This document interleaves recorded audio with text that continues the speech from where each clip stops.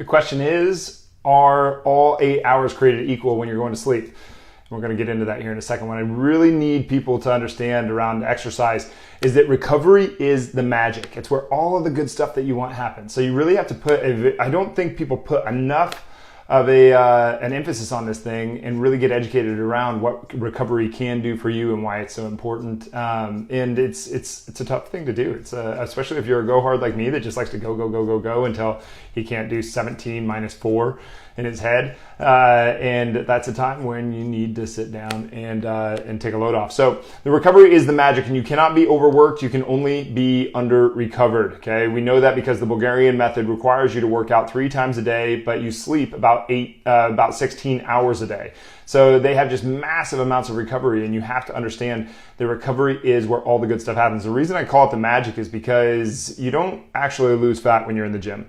You don't lose fat while you're running, while you're lifting, while you're doing anything. You don't gain strength there. You don't gain muscle there. You don't gain you don't get anything from the workout or the stressor. What you're doing, you're giving your body a stress so that it can recover from it later.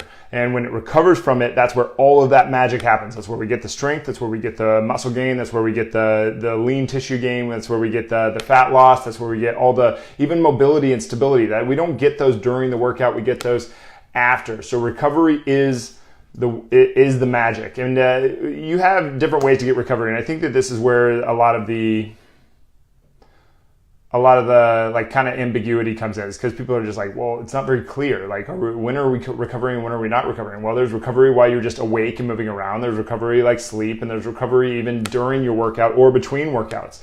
You know, if you were a lifter in the 90s, and you lifted every single day, well, people would say like, oh, that's wrong. That's putting too much stress on your body, and you're not doing your muscles any favors. You need to give a day in between. Well, we know that that's not altogether true or accurate, that we can do workouts as long as we're working smart.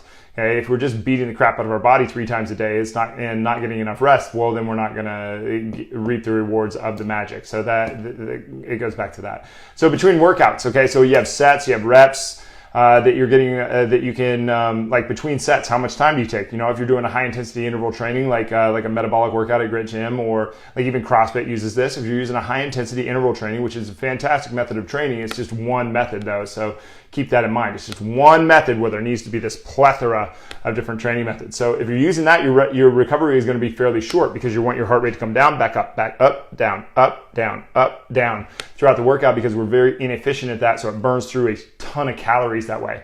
But if you're doing more of a strength workout where you're trying to gain a lot of strength, then we need to be putting more effort into the time that we are underneath load. So we need lots and lots and lots of rest time in between our sets. So between sets is going to be dependent on the type of workout. Even reps, even repetitions. If we're doing something like a cluster, we're going to do 1 rep, put the bar down, wait 10 seconds. 1 rep, put the bar down, wait 10 seconds. 1 rep, put the bar down, wait 10 seconds. 1 rep, and that would be 4 clusters of 1 set. So we're even get a little bit recovery in between the repetitions, so that we can put more effort into that 1 rep than we normally would have to give the body a different stimulus. We're giving the body a stressor so that it can respond to it later in the recovery. So we're giving it a stressor saying, hey, you're going to need to do this again, so you better do something. And the body goes, okay, well, we trust you now, so we're going to give you a little bit more strength because you treated me well.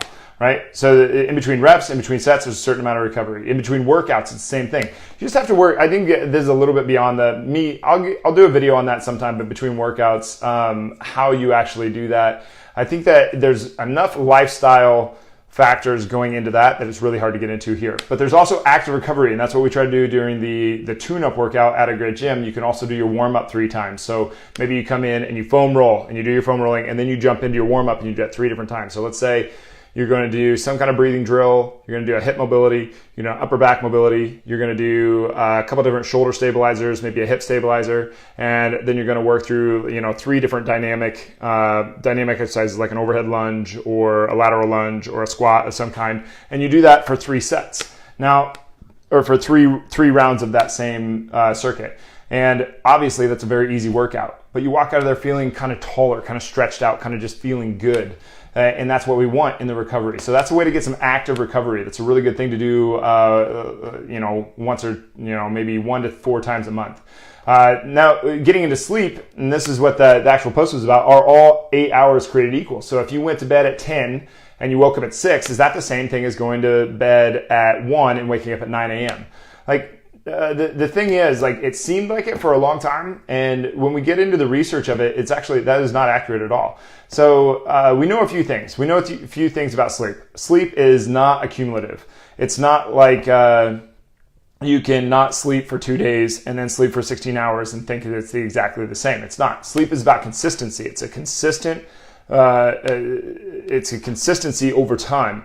And this is one of those that really gets blown out of the water because people are like, well, I get a consistent 5 hours of sleep. Well, that's probably better than getting a consistent 3 hours of sleep. However, your performance on 6 hours of sleep is what you've gotten used to. It's become your norm. And that norm is not very good. So you want to get more. So it does matter. The length of time does matter. That length of time while we are asleep does matter. So accumulation, yeah, kinda, and consistency, yeah, kinda. It's not an either or, it's a both. But it's kind of like water. Like you wouldn't drink, 4 gallons of water today in the hopes that you wouldn't have to drink water for the next, week. That'd be a little silly, right? It doesn't work like that. Sleep is the same way. Now, are all hours the same? 8 hours the same? Yes, in the fact that, 1 hour is 1 hour. All hours are 60 minutes long. Each mile is 1 mile long. But it does matter if you're looking at that mile and you're looking at it and it's across rough terrain versus being smooth and flat. Those miles, the journey is going to be different. And that's the same thing with the 8 hours of sleep. So when we sleep, we know that every hour before midnight is worth 2 hours after midnight. Well, that's the saying that we've come up with anyway, is that 1 hour before midnight is worth 2 hours after midnight. So if you get to bed at 10 and you wake up at 6, it's much better than going to bed at 1 and waking up at 9 a.m. Those are big differences. So we want to go to bed earlier in the day. 10 to 6 is basically what we're set up for.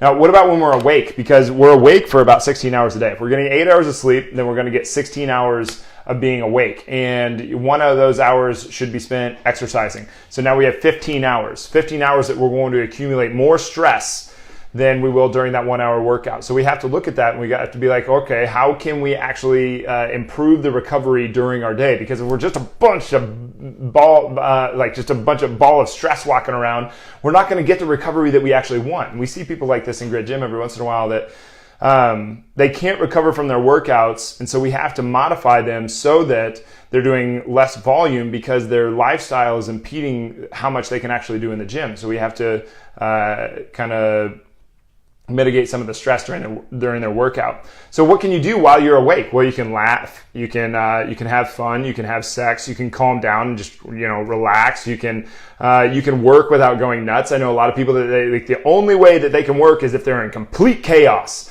Well, that's a little silly. You can get organized and you can get focused on that one thing. Because I really think when it gets down to the work, you got to get focused on that present priority. What is the priority right now, and do that thing. There's some other things that you can try. I know contrast showers is something that works for a lot of people. It does not work at all for me. I find it very stressful. I just despise it. A contrast shower would be where you go as hot as you can for let's say 20 seconds and as cold as you can for 20 seconds, and you hop back and forth between the two.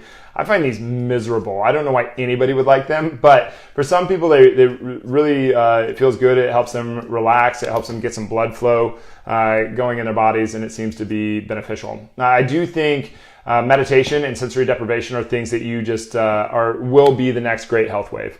The first great health wave was jogging. And the pendulum swung way too far, and now people are realizing that they just funded arthroscopic surgery for the next 50 years. So meditation, I think it gets kind of put into this ideology or something like that, and people don't want to do it for religious reasons, but I don't think that's what's going on at all. I think you're connecting with you're creating a relationship with your body and your mind. and you're blotting out other things so that you can get down to one thing and you can concentrate on that. So with meditation, I just make it very simple. I set a timer for 5 minutes. I breathe in through my nose, out through my nose, and I try to push more like a pull all the air down deep into my pelvis. So that, and I try to just concentrate on that one thing. And I think what you're getting there is you're getting into, you're practicing discipline upon that focus. And the first few times you do it, you're going to freak out and you're going to be reaching for the clock. Is it time yet? Oh, did I set the timer? Oh, you're going to think about all these different fears that you have going on. And it's going to do, your body is going to do everything it can to sabotage that medium that you're going to. And that's the exact reason why you have to keep on doing it. So meditation is a very good thing. And I also think sensory deprivation is one of those things that you just can't do enough of. And, well, I don't know if you can't do enough of it, but that going once a week for 90 minutes can be a big deal. I think that's what I've been doing for the last few months is and like 90 minutes to me at this point in my life is extremely valuable. Extremely valuable. I am absurdly busy and I'm trying to hold down a relationship at the same time and trying to do all these things in the business world and trying to do all these things in the health world where it's a really tough sell for a lot of people. Even though everybody knows that they need to do it, but getting them to take action on the thing is hard to do. So to me, 90 minutes is extremely valuable at this point. But if I go in the tank for 90 minutes, I get so much more out of doing that it's worth it for me. So it's the 90 minutes is it's not about the money. It's about the time that's being spent there. But sensory deprivation is where you go into a tank and it's 8 to 11 inches of water that has so much Epsom salts dissolved into it that you're extremely buoyant and you just float and the water's over your ears so you can't hear anything except for your heartbeat and your breath. And you can't see anything and you're just in there and you're just breathing in and out and you're connecting with your body in a completely different way and you're going to different layers of yourself, and it's extremely good for connecting with who you are, and especially in a world today like where you're constantly bombarded with social media, signs, people trying to sell you on their thing, processing information that we've never had to process before in our minds. So it's a different world, and I think going into these things can really bring you back to a sense of your own humanity, if that's one way to say it, I guess. But I think it's absolutely amazing to do for 90 minutes once a week. I still do the meditation. I just do it for 5 minutes a day, and then I do the sensory deprivation on top of that for 90 minutes once a week. And you can go to Iowa Recovery Room to pick that up. I don't get any there's no financial connection with Iowa Recovery Room at all. I just think that they're absolutely amazing. If you're in the Iowa City area, you need to go to Iowa Recovery Room. When it comes to supplements, in the AM, I keep it pretty simple. I take a fish oil, a probiotic, and a vitamin D. I don't think that those help with sleep at all, but I know that they help with mood. Supplements at night, if you're really having trouble relaxing at the end of the night, you can try a zinc and magnesium. These aren't supplements that will put you to sleep. They are just supplements that are soothing to us. You can also try a 5-HTP, same thing. It won't put you to sleep. It'll just help you get there. I do not like sleeping medications. I think that those are silly and ridiculous. I think that you're playing a biological warfare on yourself by using those. If you think of what's going on, like why is your body not wanting to go to sleep? Like your body craves sleep. Your mind craves sleep. It wants it. So what is so scary on the other side of sleep that your mind will not go there? You got to take care of that dragon. You got to fight that dragon. You got to fight that thing or it's going to grow. That scary thing, that boogeyman, that whatever it is on the other side of the sleep, on the wake of sleep, that is there. You have to confront that. And if you're taking a pill to push yourself there, that's like dragging a kid through a haunted house. The kid is just terrified the entire time. Like it's not going to be fun for that kid to ever go through a haunted house because he never had a good experience doing it. So it's biological warfare. It's a war on yourself. I don't think that sleep pills are the way to go. I think sleep pills are definitely the wrong way to go. Not to say that there's not probably a place for them somewhere. I don't know where that would be, but I think that you have to confront the beast. Whatever the beast is around the corner from the thing that is scaring you from going to sleep, I think you have to confront that. And I think that sensory deprivation tanks and meditation are a couple of different ways that you can get down to confronting that. And you're going to have some weird dreams along the way, and that's okay, because the dreams are a window to your subconscious. But anyway, those are some supplements you can take. There's some things that you can do while you're awake. There's a little bit on sleep and a little bit about recovery while you're in your workouts.